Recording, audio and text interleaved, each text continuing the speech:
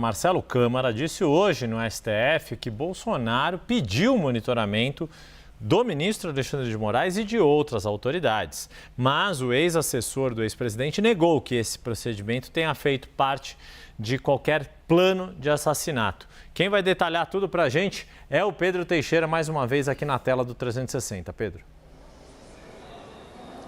Yuri, esse esclarecimento foi dado durante uma audiência de conciliação entre de acariação entre o Mauro Cid e o Marcelo Câmara. O Mauro Cid disse que, por solicitação do ex-presidente Jair Bolsonaro, ele pediu ao Marcelo Câmara para monitorar a agenda do ministro Alexandre de Moraes. Mas a explicação dada por eles é de que este monitoramento tinha o objetivo de entender se o vice-presidente da República, o hoje senador Hamilton Mourão, teria um encontro com o Alexandre de Moraes naquele contexto da transição entre o governo do ex-presidente Jair Bolsonaro e o governo do presidente Lula. O Mauro Cid também foi questionado se ele sabia, por exemplo, se o Marcelo Câmara tinha algum tipo de envolvimento com aquela operação Punhal Verde e Amarelo, que também foi criada, segundo as investigações,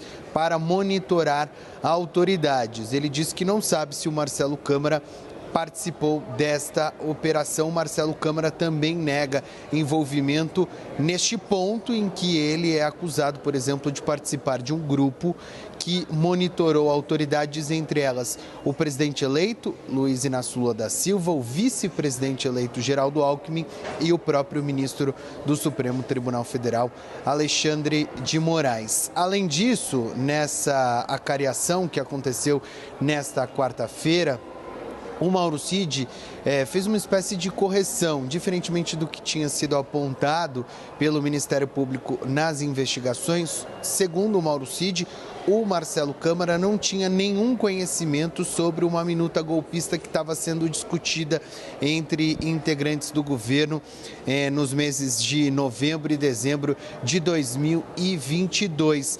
Essa minuta, segundo Mauro Cid, teria sido apresentada pelo Felipe Martins, mas o Marcelo Câmara não teria nenhum tipo de envolvimento com este caso. A audiência de acariação foi bem avaliada pelos advogados de Marcelo Câmara, que inclusive já solicitaram ao ministro Alexandre de Moraes, segundo o seu próprio advogado, para que ele responda em liberdade. Ele que é réu na trama golpista que está sendo analisada pela primeira turma do STF. Volto com vocês. Muito obrigada, Pedro Teixeira, pelas informações ao vivo aqui de Brasília. O julgamento sobre a tentativa de golpe de Estado, então, entra na fase final. E aí a gente precisa entender quais são os próximos passos. Theo Cury vai nos explicar, Theo.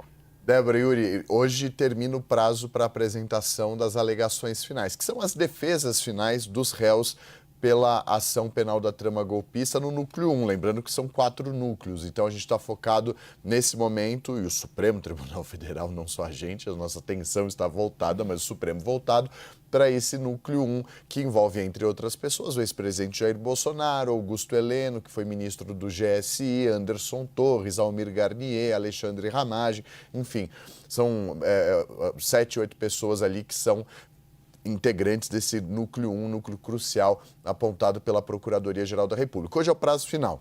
Primeiro, a PGR apresentou a sua conclusão final. Diante de tudo que a gente viu até agora, diante de tudo que a investigação conseguiu colher, a PGR defendeu a condenação dos réus pela ação penal da trama golpista e aí especifica ali por quais crimes cada um deles deve responder pela justiça, na justiça, por meio do Supremo Tribunal Federal. Depois disso, é aberto um prazo de 15 dias para que o tenente-coronel Mauro Cid, que é o delator do caso, então primeiro apresentar suas alegações finais, apresentasse a sua defesa final, defendendo a manutenção dos benefícios dele, por ser um delator, por ter firmado o acordo de colaboração premiada com a Polícia Federal, que foi validada pelo Supremo Tribunal Federal. E aí, abriu-se um prazo de 15 dias que termina hoje para que os demais réus apresentem suas defesas finais. É a última chance que eles têm de apontar elementos que comprovem a sua inocência. Em linhas gerais, esse é o motivo da apresentação das alegações finais.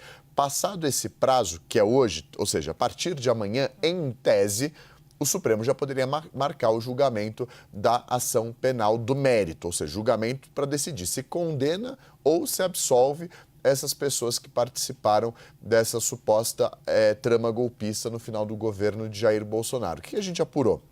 Que o ministro Alexandre de Moraes, que é o relator desse caso, responsável por conduzir essa ação penal lá no Supremo, era pelo inquérito e depois, quando a denúncia foi aceita, passou a ser responsável pela condução da ação penal, ele já sinalizou para os colegas que vai dar um prazo para que eles estudem o caso, para que eles consigam entender todas as camadas, os meandros dessa ação penal, porque só ele acompanhou todo o processo, porque ele é o relator do caso. Então, ele deve dar um prazo para que Carmen Lúcia, Flávio Dino, Luiz Fux e Cristiano Zanin também estudem o caso.